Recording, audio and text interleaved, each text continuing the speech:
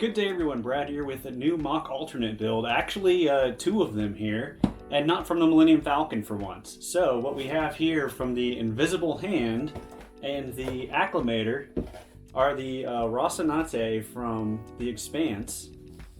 And then we have from Star Trek Voyager, the USS Prometheus. Now, both of these ships are ships I've kind of wanted to make for a while. I'm kind of expanding outside of Star Wars.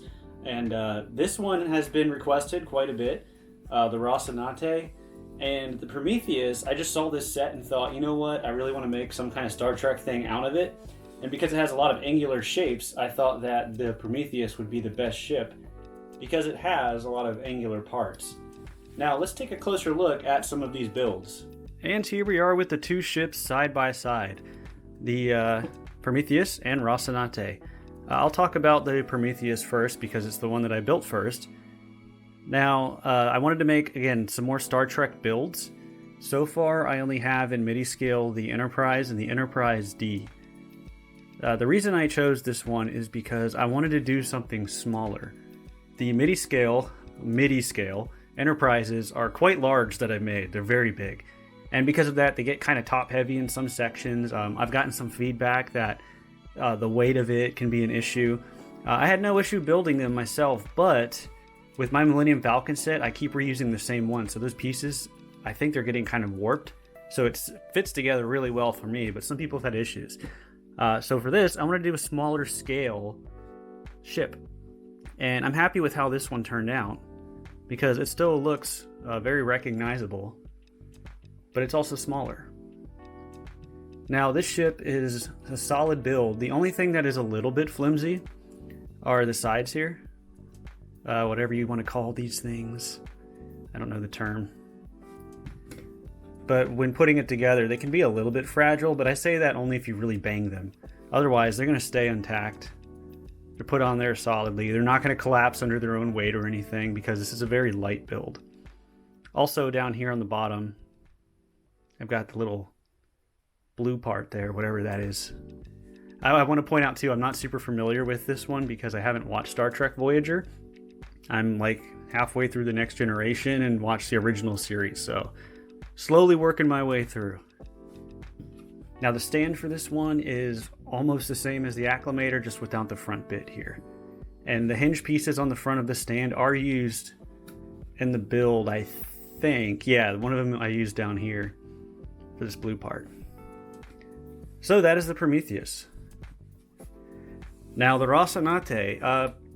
First thing, full disclaimer, I don't know anything about the Expanse. This was one that was requested, so I thought I would check it out. The Expanse has quite a few ships that I might take a look at. The Donager, I think it was called. I might try and do that one, maybe with a Falcon or with the Tantive 4. But this ship seemed to be the most popular, so I had to give it a go. But this set I thought would make the most sense. The only part I thought would be really tricky would be the engine. But you'll see I used a lot of these little curved pieces here. And it kind of works out. It actually turned out to be about the perfect size. So I'm really happy with how this ship turned out, considering I'm not familiar with the show or anything. Obviously, the color pattern doesn't match what's in the show. So I kind of did my own thing here with the blue and the dark grays. But I think it's pretty clear what ship it is if you're familiar with the show. And I tried to get all the turrets because I did look up some videos and stuff. I saw there were turrets here on the top and bottom. You can see there's like two little turrets on the sides. And then for these little ice skate pieces are the turrets at the front. Now this build is also solid. Pop it off the stand here. It is fully swooshable. The only flimsy bits, I would say, maybe these little side turrets. They're like, it's not that they're flimsy, it's just that they stand out and could fall off pretty easily because they're sitting on this part here. So fully swooshable, you could fly it around. I know the scenes that I saw in the show, it was like go in different angles and the guns would all shoot in one place, which was pretty cool. So yeah, looks like a interesting show. And then for the stand, very similar to the Invisible Hand, except the Again, the hinge pieces are used in the build up at the front. And there's a few extra pieces here on top, mainly to help align it so you know where to put this on the stand. So it fits just like that. And that is that. Alright, that is going to do it for this look at the USS Prometheus from Star Trek and the Rocinate from The Expanse. Again, two ships I'm not actually familiar with. I am familiar with Star Trek, nothing about The Expanse, but I'm really excited to kind of look at all these new types of ships out there. I've been looking at just any sci-fi in general. Again, a lot of the recommendations and requests for ships you all want to see out there I've been taking a look at, and there's some really cool stuff that I'd like to make.